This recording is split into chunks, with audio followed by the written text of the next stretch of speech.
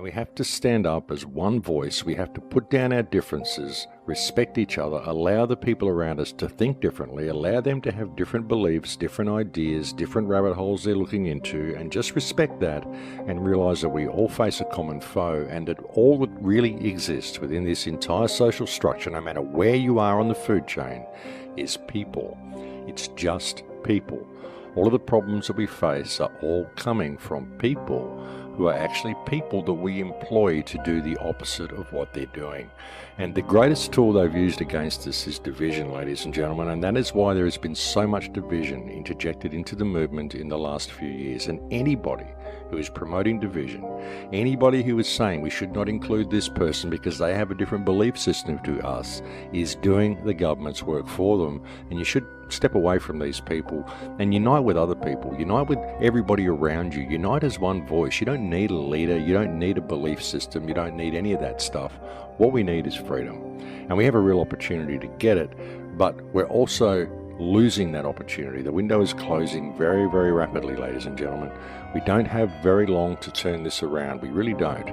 And sometimes I look at it, I try not to despair when I look at the state of the world. I really do. But as I said, when you can clearly see that the only real way out of this mess is through public unity, it does become quite despairing, because it's very difficult to find that unity anywhere.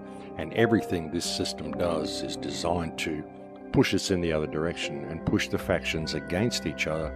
And they do it through rallies and groupthink. And groupthink is a very dangerous thing, but it is also a very effective mechanism for keeping the community divided.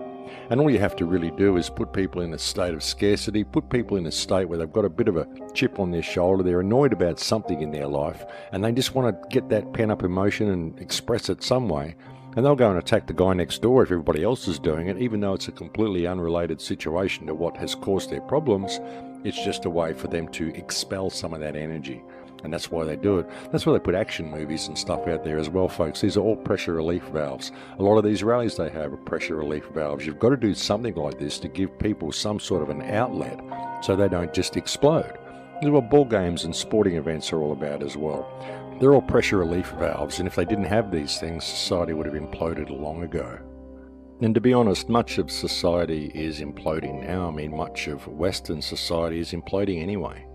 America certainly seems like it's imploding. It's been really interesting being in LA for the last 2 months, ladies and gentlemen. It really has, just feeling the vibe here, seeing the people on the ground, the glazed look in people's eyes when you go out in the streets. It's very disturbing to see the level of programming that exists in people here. And it really makes you wonder if there's much hope for this country at all. The people of America really have to get involved. They really do. The poor people here are so brainwashed. They are fed the most ridiculous information by the media. They don't get the news here that we get overseas. The only hope that people in the United States really have of getting any real news at all is from the independent media. They certainly don't get any from mainstream sources. And the people on the ground are so caught up in the programming that it really does make you wonder if there's any hope for this country at all. None of it was true. All of it was a scam. All of it was done specifically to bring the world to exactly where it is today. None of this is by chance, ladies and gentlemen. Everything is planned. Everything is orchestrated. The entire global situation we see today has been completely orchestrated. There is nothing that happens on the global stage that does not happen by design. All of these governments collude with each other, every single one of them. It doesn't matter who it is. It's just who decides to play the enemy today, who decides to play the villain, who's going to have the war on their turf for a little while, where's it going to lead, where's the bucks, sign me up. That's what it's for. It's all about bringing about this whole agenda of control. They wouldn't be able to control you if they weren't wars. They wouldn't be able to control you if there wasn't an enemy. That is the entire reason for government, to create enemies. Governments can be created, then they war against each other, and the people suffer. It's never the governments, it's always the people. And this has been a long, long plan. It's been going on for centuries upon centuries. The slow plan for control of this entire biosphere, the slow plan for control of everything under the biosphere. That's the plan of the ruling elite, ladies and gentlemen, the ruling cacostocracy. They want to control everybody and everything. That's what it's always been about. It hasn't been about money, it hasn't been about wealth, it's been about control. I want to be able to control every rock, every blade of grass, and every being, living or not, every animal, every bird, every drop of water, everything. That's what it's about. And that's what it's always been about. But now's the time, ladies and gentlemen, now is the time to pay attention. This is the way we're going, and humanity is on the brink of a very, very new reality.